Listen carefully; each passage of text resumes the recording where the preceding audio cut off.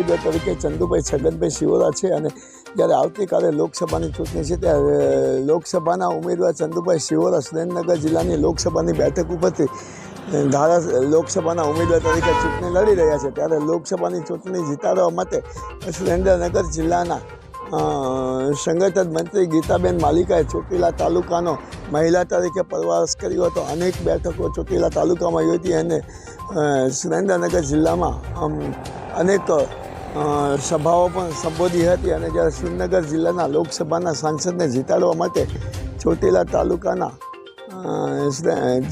તાલુકાના ગીતાબેન માલિકિયા અને સુરેન્દ્રનગર જિલ્લાના ભાજપના સંગઠન મંત્રી તરીકે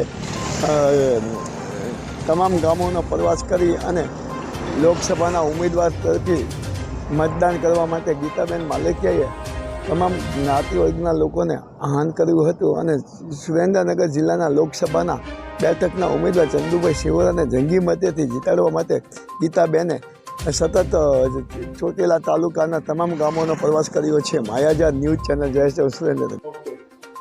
ચોટીલા તાલુકાની વતની ગીતાબેન માલિકિયા, હું જિલ્લા મંત્રીમાં હોદ્દો ધરાવું છું અને સાયલા તાલુકાના પ્રભારી તરીકે મારી જવાબદારી નિભાવું છું। હાલ ચંદુભાઈ શિવોરાને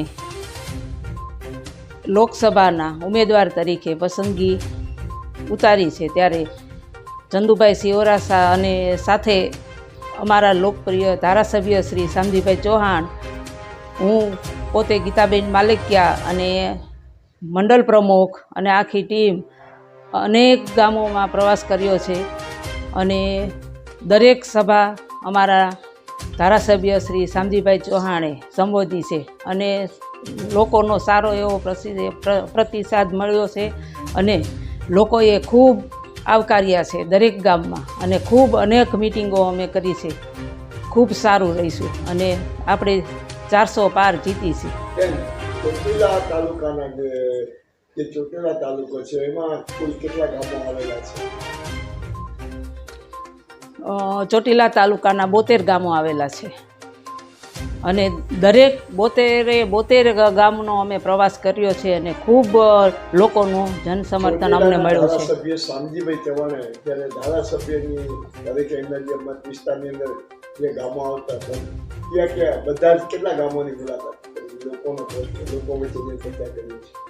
અમે લગભગ બધા જ ગામોનો સંપર્ક કર્યો છે, દરેક ગામમાં મિટિંગો કરી છે અને દરેક ગામમાં જ્યાં સુધી પહોંચાય ત્યાં સુધી અમે સભા કરી છે અને દરેકમાં શામજીભાઈએ ખૂબ સારી રીતે સભા સંબોધી છે અને અમને ચૂંટણીમાં જે ચંદુભાઈ છગનભાઈ શિવોરાને ત્યારે ચોટીલા તાલુકામાં કેવો લોકો દ્વારા પ્રતિસાદ મળ્યો? ખૂબ સારો એવો પ્રતિસાદ મળ્યો છે અને બધાએ ખૂબ સારી રીતે આવકાર્યા છે।